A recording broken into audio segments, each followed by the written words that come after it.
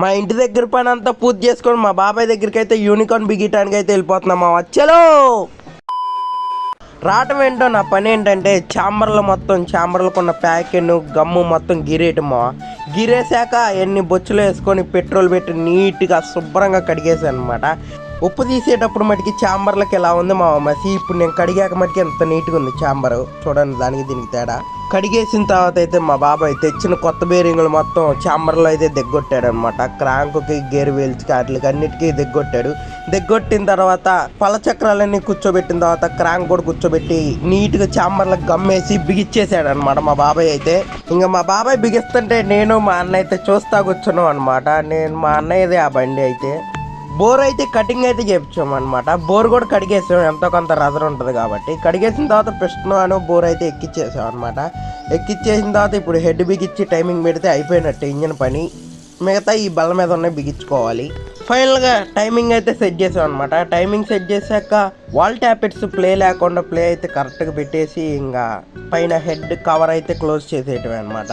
మీకైతే నేను వ్లాగ్లో షాప్ కాడ అయితే చెప్పడం మర్చిపోయామా. మీకు దీనికైతే నేను బ్యాక్ షాక్ అబ్జర్వర్ అయితే కొత్తదైతే తీసుకున్నాను అనమాట.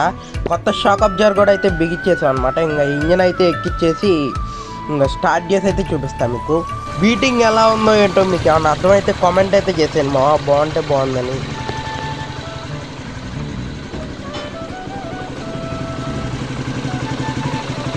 ఫైనల్గా బండికి అయితే అంతా బిగిచ్చేసామా. ఫస్ట్ మా బాబాయ్ అయితే ట్రైల్ అవుతున్నాడు అనమాట.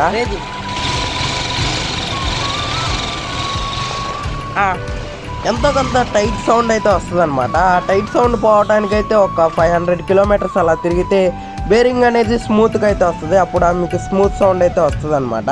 మా బాబాయ్ టెస్ట్ డ్రైవ్ వెళ్ళొచ్చాక నేను టెస్ట్ డ్రైవ్ వెళ్ళకపోతే ఎలా చెప్పండి. నేను కూడా ఇలా చూడండి తోల్దామనే ఎగ్జైట్మెంట్లో స్టాండ్ తీయటం అయితే మర్చిపోయామా. ఓవర్ యాక్షన్లో స్టాండ్ తీయటం మర్చిపోయామావా. పర్లేదు అనుకోండి. మా బాబాయ్ తీసినంతసేపు కూడా నన్ను వీడియో తీయలేదు మా. కూసేపే తీసాడు. ఇంకెవరైనా మనం బండి ఓడ బీకిన పార్ట్ 1 వీడియో చూడకపోతే చూసేయండి మావా. అలాగే విజయవాడ సామాన్లకు వెళ్ళిన పార్ట్ 2 వీడియో చూడకపోతే చూసేయండి మావా. ఇప్పటికి ఈ వీడియో మీకు చూసినందుకు థ్యాంక్ యూ సో మచ్ అనమాట. నెక్స్ట్ వీడియో కూడా మీరు మిస్ అవ్వకూడదు అనుకుంటే ఇప్పుడే మన ఛానల్కి సబ్స్క్రైబ్ ఫాలో అయితే చేసేయండి మావా. నెక్స్ట్ వీడియోతో మళ్ళీ కలుస్తున్నాం. Okay bye.